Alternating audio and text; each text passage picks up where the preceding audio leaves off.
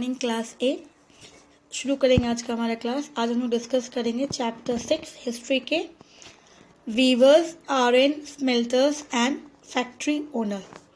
तो ये चैप्टर में हम लोग डिस्कस करेंगे इंडियन टेक्सटाइल। सबसे पहले इंडियन टेक्सटाइल्स क्या थी, कैसे थी, फिर ये इंडियन टेक्सटाइल्स किस तरह से जो है डिक्लाइन हो गई, मतलब धीरे धीरे उसकी जो है ख़त्म होने लगी। उसके बाद फिर कॉटन मिल्स आया, उसके बाद फिर आयरन एंड स्टील इंडस्ट्रीज भी सेटअप हुई इंडिया के अंदर। तो ये सारा इस चैप्टर्स में हम लोग डिस्कस करेंगे। तो शुरू करते हैं chapter.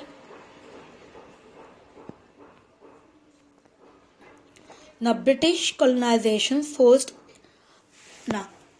forced open the large Indian market to British goods which could be sold in India without any tariff or duties compared to local Indian producers who were heavily taxed। तो सबसे पहले जब Britishers जो है India में आए और उन्होंने स्टार्टिंग, क्योंकि उनका पहला मेन इंटेंशन था वो बिजनेस पर्पस के लिए आए थे, ट्रेड करने के लिए आए थे। फिर जब वो ट्रेड करने आए, लेकिन बाद में उन्होंने फिर ट्रेड को धीरे धीरे पीछे करके उन्होंने स्टार्ट किया उसमें रूल करना। तो लेकिन जब सबसे पहले ट्रेडिंग के लिए आए थे तो स्टार्टेड जब उन्होंने बिजनेस किया तो इसका सबसे पहले इंटेंशन था इंडियन मार्केट। तो उनका जो कॉलोनाइजेशन फोर्स था कि वो सिर्फ और सिर्फ वही रूल करेंगे और उनका जो भी प्रोडक्ट है वही सेल करेंगे, बाकी दूसरा कोई नहीं सेल करेगा। क्योंकि प्रॉफिट जो है वो, अगर बहुत सारे सेलर होंगे तो प्रॉफिट जो है किसी सबके साथ शेयर करना पड़ेगा। अगर कोई सिंगल होगा तो प्रॉफिट उसी को मिलेगा। So that was the intention of the British. तो ब्रिटिश कॉलोनाइजेशन जो थे उन्होंने फोर्स किया एंड फोर्स ओपन, उन्होंने क्या किया, open the large market, Indian markets. तो उन्होंने इंडियन मार्केट के अंदर ब्रिटिश गुड्स लेके आ गए, ब्रिटिश गुड्स अपनी खुद की, और जहाँ पे which could be sold in India, जो वो इजीली इंडिया में आके आराम से बेचना शुरू कर दिया विदाउट एनी टैरिफ और ड्यूटीज। इसको कहा जाता है कि हम कुछ भी मार्केट में सामान बेचते तो वी हैव टू पे टैक्स टू द गवर्नमेंट, हमें टैक्स देना पड़ता है गवर्नमेंट को। लेकिन यहाँ पे without giving any tariff, tariff means जो टैक्स, जो हम ड्यूटीज और टैरिफ मीन्स जो हम ट्रेड से रिलेटेड होता है उसको टैरिफ के नाम से कहा जाता है। ठीक है, तो यहाँ पे उन्होंने पेमेंट कुछ भी नहीं किया, क्योंकि वो रूल कौन कर रहा था इंडिया में, मोस्टली तब तक इंडिया में अंदर ब्रिटिशर्स का कंट्रोल हो चुका था। तो वो अपनी गवर्नमेंट्स को, दैट वाज उनकी खुद की गवर्नमेंट हो गई ब्रिटिशर्स की, तो वहाँ पे उन्होंने 1 रुपया भी नहीं दिया कोई भी। लेकिन वहीं पर जो इंडियन प्रोड्यूसर थे, जो इंडियंस प्रोड्यूस करते थे, जब वो बेचते थे तो दे हैव टू पुट और they have to give heavy taxes, तो उन्हें बहुत ज़्यादा टैक्स देना पड़ता था। तो ये था उनके अंदर जो भेदभाव शुरू किया था उन्होंने, क्योंकि उनका इंटेंशन ही था प्रॉफिट करना, और वो प्रॉफिट कैसे भी करना है। साथ साथ इतना ही नहीं, अब तो वो इंडिया में आके हमारे देश में बेच रहे थे विदाउट एनी टैरिफ और ड्यूटीज नहीं देना पड़ता था, टैक्स नहीं देना पड़ता था। लेकिन इन ब्रिटिश, लेकिन जब कोई, क्योंकि इंडियंस की जो प्रोडक्ट थी वो ब्रिटिशर्स हमारे इंटरनेशनल मार्केट में बहुत सारा डिमांड थे, peoples preferred Indian goods and clothes. तो इसी तरह से ब्रिटिशर्स ने कि अब उनकी प्रोडक्ट,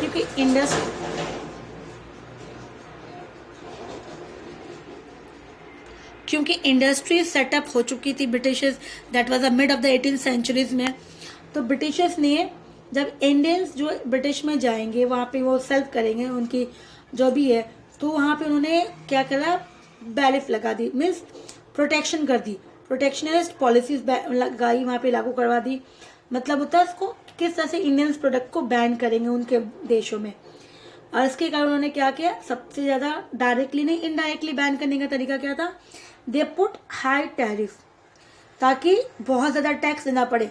जो इंडियंस गुड्स वहाँ पे जाके सेल करेंगे तो उनको लगा दिया गया हाई टैक्स, ताकि वो उनको देना पड़ेगा इंडियन टेक्सटाइल्स को, जो इंडियंस प्रोडक्ट्स होंगे फ्रॉम बीइंग सोल्ड दिया, so that they were as raw cotton was imported from India. तो यहाँ पर देखा गया कि जब इंडियंस जो है उनके देश में अगर जा रहे हैं सेल करने के लिए तो उनको क्या करना पड़ेगा, high tariff, that was high tax payment करना पड़ेगा, और वो देना ही पड़ेगा। बहुत ज़्यादा लागू है, इम्प्लीमेंट है इंडियन टेक्सटाइल्स को। जो भी कपड़े वहाँ पे जो सेल करने जाएंगे तभी वो बेच पाएंगे, वहाँ पे नहीं तो वो उनको बेचना नहीं दिया जाएगा। इसके साथ साथ जब वो देश हमारे देश में आके बेच रहे थे तो उन्होंने 1 रुपया भी नहीं दिया, क्योंकि यहाँ पे किसी ने इनसे कोई टैक्स लिया ही नहीं। साथ साथ दे रॉ मटेरियल जो हमारे देश में से वो ले जा रहे थे अपने देश के अंदर, क्योंकि हमारा यहाँ पे रॉ मटेरियल्स चाहिए तभी उसकी इंडस्ट्री जो है काम करेगी।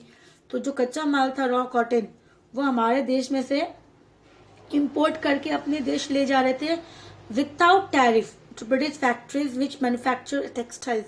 तो उन्हें 1 रुपया भी टैरिफ टैक्स नहीं भर रहे थे और वो जाके फिर टेक्सटाइल क्या करेंगे, वहां पे जाके कपड़े बनाएंगे कॉटन से, फिर वही कपड़े वो हमारे देश में आके हमारे लोगों को बेचेंगे। तो देखा गया धीरे धीरे, क्योंकि वो फिर क्या हो जाएगा, मशीन से बना हुआ हो जाएगा और हमारे यहाँ पे लोग जो थे वो हाथों से बनाते थे।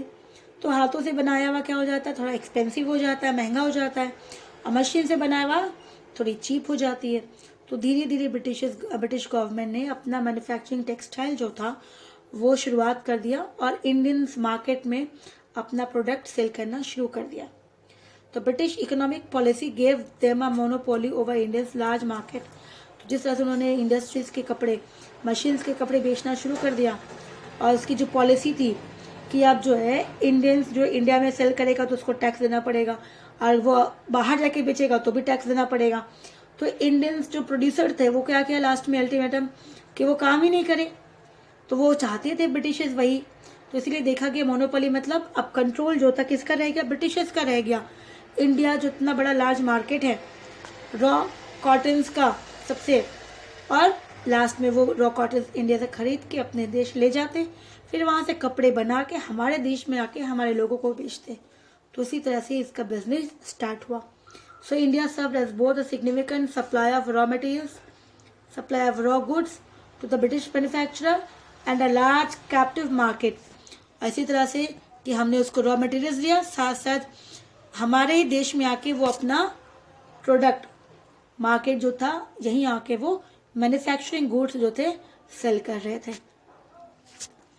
अब हम लोग डिस्कस करते हैं कि टेक्सटाइल जो है, टेक्सटाइल मतलब कपड़े, जो इंडस्ट्री जहाँ पे कपड़े बनते हैं। So India was famous for the fine clothes of fine quality of cotton and silk textile. तो इंडिया जो था एंशियंट टाइम से इंडिया जो था बहुत ही फेमस था, फाइन क्वालिटीज जो थी कॉटन की और सिल्क की, जो हम विदेशों में हमारे देश से लोग लेके जाते थे, हमारे लोग भी जाके वहाँ पे उनके देश में बेचते थे। So it was a large producer of cotton textile in the world.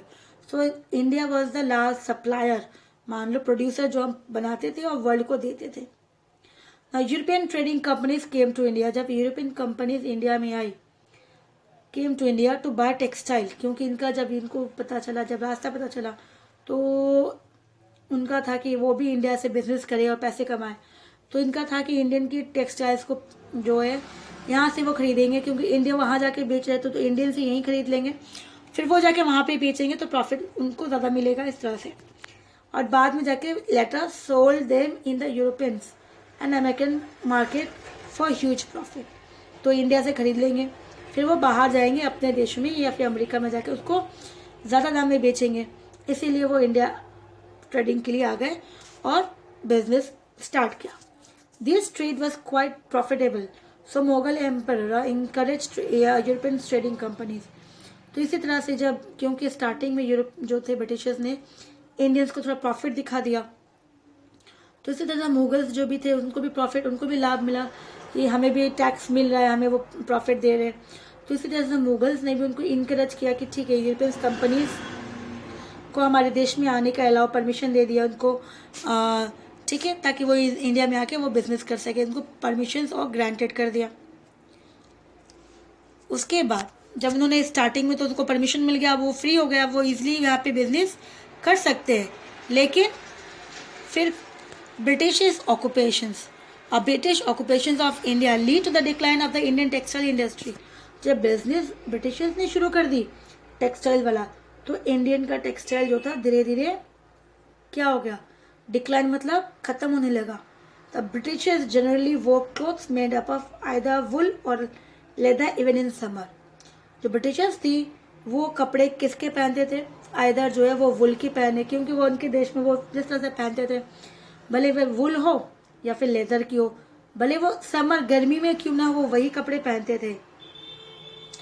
When Indian clothes cotton clothes we are introduce to them, लेकिन जब इंडियंस ने कॉटन क्लोथ्स उनको दिया पहनने के लिए. They found them to be comfortable to wear it in summer. तो उनको लगा कि वुलन से ज़्यादा कंफर्ट कौन देता है समर के अंदर? कॉटन क्लोथ्स देता है. So it's gain a popularity among the common people. तो धीरे धीरे उनके बीच में, उन लोगों के बीच में कि इट्स वेरी कंफर्टेबल, कि कॉटन फैब्रिक्स जो है गर्मियों के लिए बहुत अच्छा है. और धीरे धीरे कॉटन जो था बहुत ज़्यादा पॉपुलर हो गया उनके बीच में. So demand for Indian fabrics. फिर बाद में क्या हो गया? इंडियन फैब्रिक्स जो थी, हमारी कॉटन जो थी, बाहर देशों में ज़्यादा डिमांड होने लगी कि उनको गर्मियों से बचना है तो वो क्या पहनना चाहिए? उनको कॉटन क्लोथ्स पहनना चाहिए. तो इसी तरह से इंक्रीज होने लगा. And this pose a threat to the traditional woollen industry. तो इससे देखा गया कि लास्ट में ट्रेडिशनल जो वुलन इंडस्ट्री थी, जो पहले चलती थी, जो पहले वो वुलन कपड़े लेते थे, तो उनके लिए देखा गया कि ये नुकसानदायक हो गया क्योंकि वुलन कपड़े अब कोई नहीं ले रहा है. मेनली ब्रिटिशर्स क्या ले रहे थे? अब कॉटन क्लोथ्स ले रहे थे. So due to this, an act was passed in 1700 against the import of any such fabrics from India, Persians and the China. तो उन्होंने क्या किया? एक एक्ट लगा दिया 70s में कि वो कुछ भी इंपोर्ट नहीं करेंगे, कोई भी सामान इंडिया से, पर्शियन से या चाइना से इंपोर्ट नहीं करेंगे. After the industrial revolution in British. तो जब रिवोल्यूशन मतलब यहाँ पे, तो जो रिवोल्यूशन से पहले जो इंडस्ट्री थी, मतलब मशीन नहीं था, लोग हाथों से कपड़े बुनते थे, उसे भी इंडस्ट्री के नाम से कहा जाता था. बट उस इंडस्ट्री को मोस्टली प्रोटो इंडस्ट्री के नाम से कहा जाता है. प्रोटो का मतलब होता है अर्लियर, पहली वाली इंडस्ट्री, अर्लियर, जो मशीन के बगैर चलती थी. तो रिवोल्यूशन का मतलब हो गया कि अब मशीन आ गई है. तो the cloth which was made by hand, now it's made by machine. लेकिन मशीन का मतलब हो गया, मशीन से कपड़े बनने से मतलब मशीन से ज़्यादा कपड़े बनेंगे और वो सस्ती हो जाएंगे. So machine was cheap made cloth. और धीरे धीरे पूरे इंडियन मार्केट में जो थे मशीन से बने हुए कपड़े फ्लडेड, मतलब भर गया. क्योंकि पहले हाथों से बनाने थे, इसमें समय लगता था, कपड़े डिमांड में थे. धीरे धीरे लोगों को बोलना पड़ता था कि हमारे लिए कपड़े बनाना है. अब जो है मशीन तो बहुत ज़्यादा कपड़े बना सकते हैं, तो मार्केट में कपड़ों की कमी नहीं रही. People we are attracted toward cheap clothes and they stop buying Indian clothes.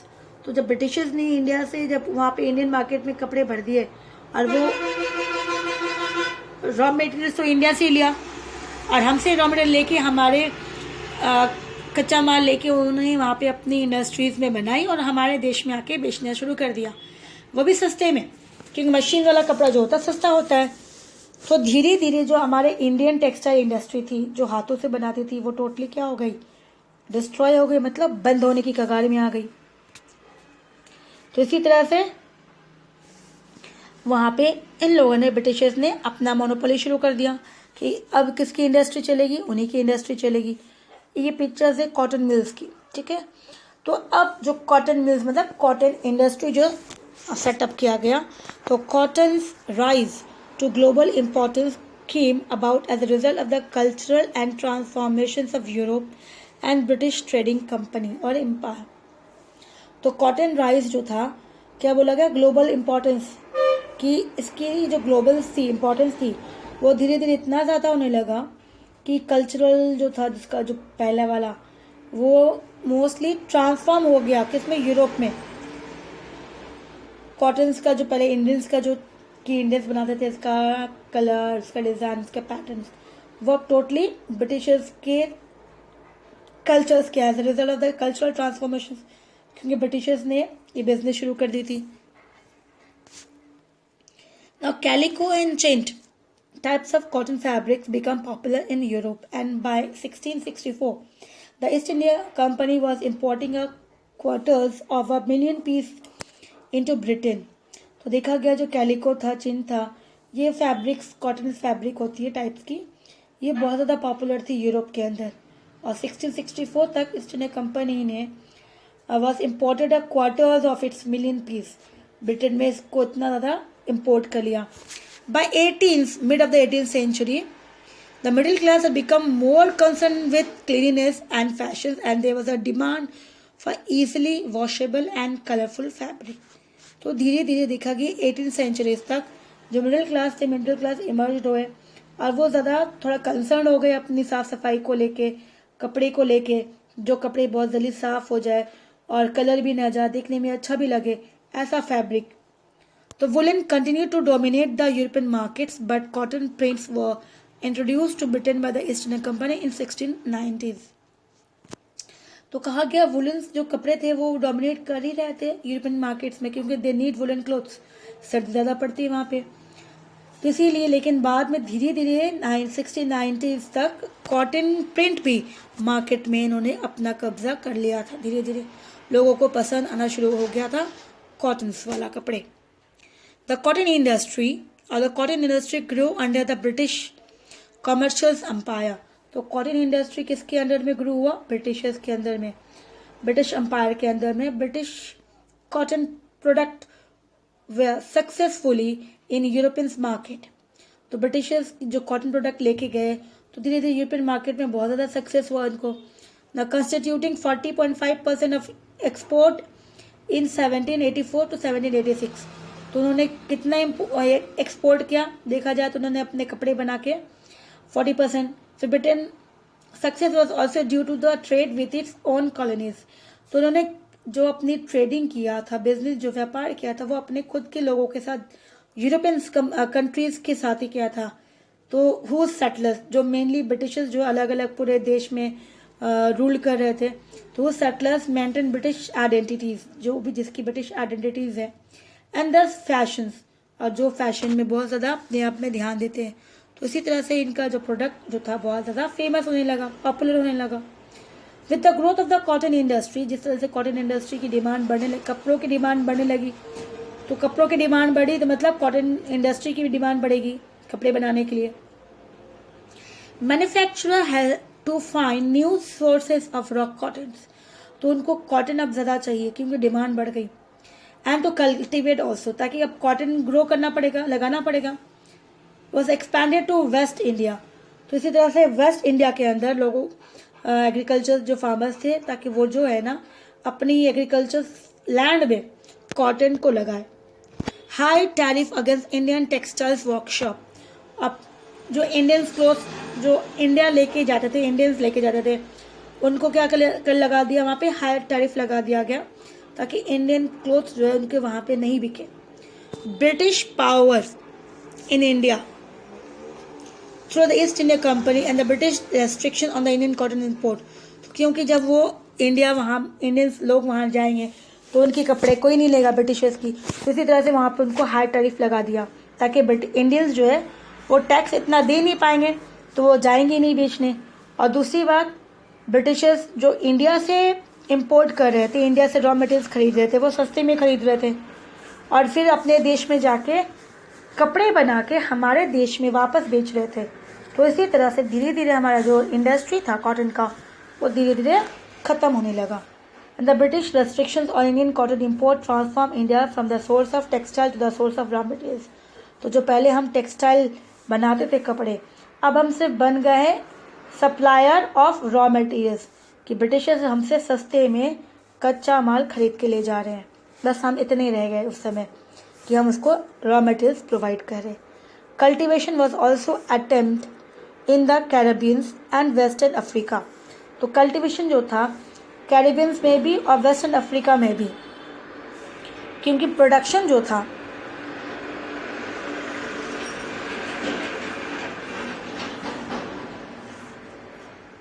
जो डिमांड्स थी इतना ज़्यादा थी, इसलिए कल्टिवेशन को ज़्यादा बढ़ाना था, एक्सपैंड करना था. तो उन्होंने कैरेबियंस में किया एंड वेस्ट अफ्रीका में भी किया.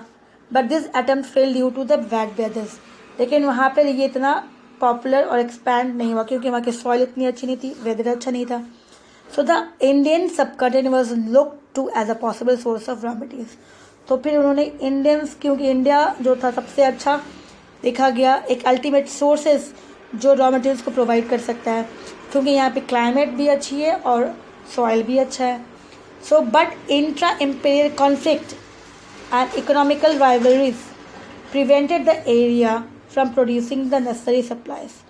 तो लेकिन देखा गया कि जो लोग ब्रिटिशर्स को पसंद नहीं कर रहे थे इंट्रा इम्पीरियल कॉन्फ्लिक्ट्स, और जो इसके अलावा जो राइवल्स थे और भी कंपनीज थे ब्रिटिश के अलावा, वो लोग भी कहीं ना कहीं प्रॉब्लम्स करेंगे। तो इसी तरह से किस तरह से वो अपनी डिमांड्स को फुलफ़िल करेंगे, तो इसी तरह से इन्होंने वापस से अपना मोस्टली कि कैसे भी करके वो इंडियन से सारा सप्लाई जो कॉटन वो यूज़ कर ले। The modern Indian mechanised textile industry was born. ना उसके बाद जो modern Indian machine mechanised textile industry जो आई वो सबसे पहले कब आई? 1854 में आई। व्हेन आ स्टीम पावर, तो उस समय steam power mills was open in Bombay. तो बॉम्बे में सबसे पहला बनाया गया, और किसने बनाया था? कोवासजी एंड दावेर एंड फॉलोड। उसके बाद फिर बाद में धीरे धीरे 10 और मिल्स आ गई 1864 में, फिर 47, फिर 1875 में 47 मिल्स लगी। 1880 तक 58 मिल्स जो है इन इंडियन एम्प्लॉइंग इंडियंस में ऑलरेडी इस्टेब्लिश कर दिया था, जिसके अंदर वर्कर्स थे 40,000 वर्कर्स काम कर रहे थे, and will over 80% of them in the cities of Bombay, Ahmedabad. और सबसे ज़्यादा जो था सिटीज़ बॉम्बे एंड अहमदाबाद में देखा गया, ये मिल्स को लगाया गया क्योंकि वहाँ के आसपास की एरिया में कॉटन ईजिली मिल जाएगा इसके लिए। तो from the 1870s Indians own market for Finnish yarn and cloth ceased to be dominated by import from Lancaster, and during 1870s and 1880s the Bombay cotton industry began to replace export of yarn from British to China। तो धीरे धीरे Indians जो market थी अपनी खुद की Indians own market अब उन्होंने शुरू कर दी। कॉटन जो थे अब उससे यार्न मतलब धागे बनाना, और धागे से फिर क्या बनेगा? क्लोथ्स। तो धीरे धीरे देखा गया कि इंडियंस मार्केट में यार्न एंड क्लोथ्स जो डोमिनेट कर था, जो इंपोर्ट बाहर से आ रही थी, कहाँ से? लैंचेस्टर से। और उसके बाद 70s और 80s में बॉम्बे कॉटन इंडस्ट्रीज ने भी जो एक्सपोर्ट करते थे, एक्सपोर्ट ही है, यार्न फ्रॉम ब्रिटिश से करते थे और चाइना। तो ये सारा चेंजेस जो देखा गया, धीरे धीरे चेंजेस आए। अब हम लोग जो डिस्कस करेंगे वो आयरन एंड स्टील फैक्ट्रीज में, वो नेक्स्ट क्लास में करेंगे। ठीक है, थैंक यू।